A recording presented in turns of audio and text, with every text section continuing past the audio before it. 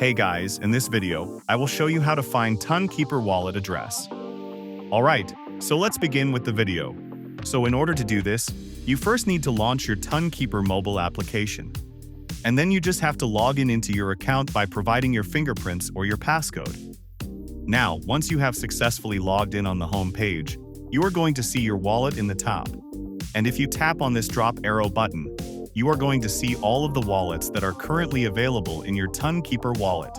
So you just have to select that particular wallet, the wallet address of which you want to get. After selecting it, you are going to see your current balance in the top. And just underneath that balance, you are going to see your wallet address. So if you tap on it, it will show you that copied.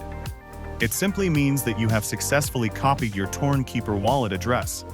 And now you can use this address in order to deposit or withdraw your money from TonKeeper wallet.